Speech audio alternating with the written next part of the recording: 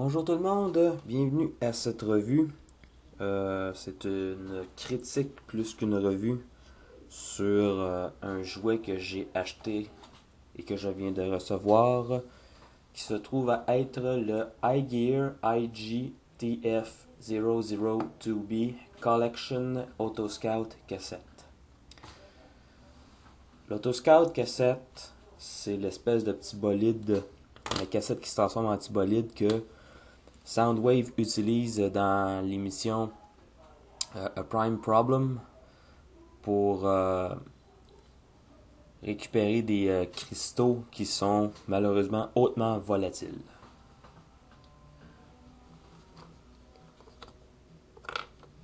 On a le mode cassette, bleu avec du mauve et du noir, quelques touches de blanc. Le mode cassette plus ou moins réussi, dans le sens que vous voyez, on a du relief ici et là, c'est pas égal. On a ici les motifs de ruban. On n'a aucun insigne de Decepticon, même si on sait que c'est pour un Decepticon, ça n'a aucun signe de Decepticon là-dessus. Je vais le mettre de côté, je vais vous montrer la boîte. La boîte se présente comme ça. On a la cassette au milieu. C'est Soundwave, ou plutôt Sound Blaster, parce que il est en noir et blanc. Sound Blaster fait la cassette, fait la boîte avec la cassette, les accessoires à l'intérieur. Pour transformer ça, en passant, on a un pamphlet, mais c'est une bande dessinée et non pas une notice de transformation. Quoique c'est quand même facile à figurer. Avant tout, je vais faire une comparaison des tailles. Ça, c'est Ravage G1 en réissu. Donc, la même grosseur. Premier accessoire, vient avec une espèce de pochette plastique dans laquelle on peut y insérer l'Autoscout. Fit bien, un peu tight quand même, un peu serré, mais fit quand même bien dans la boîte. Pour transformer ce bidule-ci, on lève cette partie ici, on a le bouton blanc ici, il faut utiliser les ongles, on la sort. Ensuite, on a la pince ici, articulée à ce niveau ici. On a la roue. Premièrement, la roue ne roule pas très bien, très serrée, mais ne roule pas très bien. Et on a les deux parties ici à l'arrière qu'on va séparer en étirant de chaque côté. Et on a le choix de la laisser comme ça, ou on peut sortir les roues comme ça. Qui fait que plutôt que d'être penché comme ça, il est penché comme ça. Et c'est ça qui est ça pour l'Autoscout. Les accessoires, ça vient avec des cristaux de différentes grandeurs. 3 grandeurs différentes. On peut les insérer dans la pince.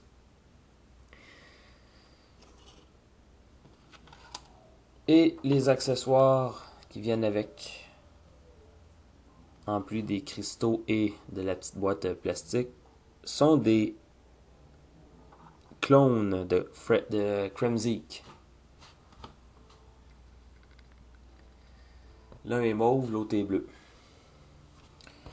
Et Kremzik avec eux, juste à l'arrière. Un peu plus grand que ces petits bonshommes-ci, mais forment quand même un beau petit trio. Je suis quand même déçu de mon exemplaire, parce que Ça tient pas bien.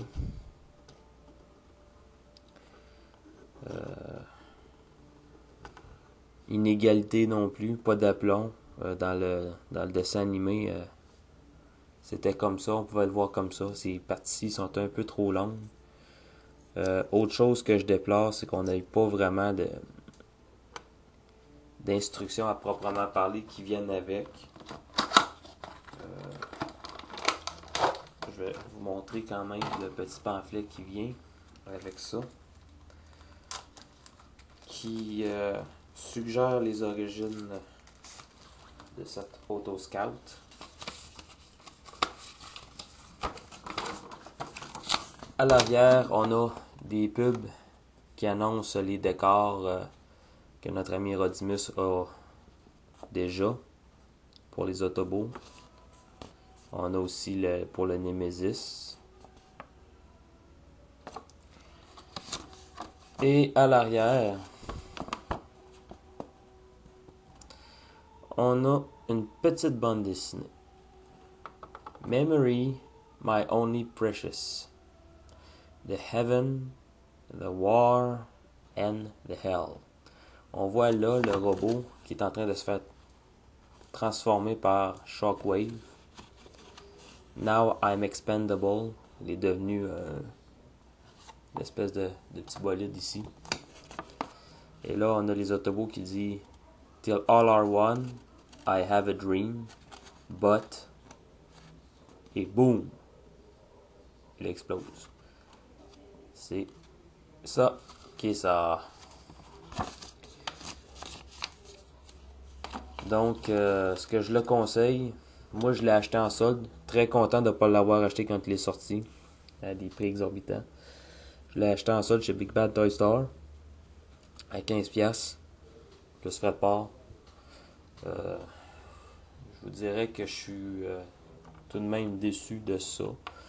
Mais je suis quand même content au moins d'avoir eu ces petits compagnons-ci qui vont aller avec Crimzeek.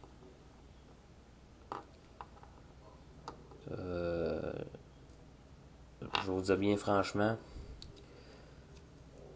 ma façon d'exposer l'Auto Scout, je vais probablement le retransformer en cassette et le mettre dans le ventre de Soundwave.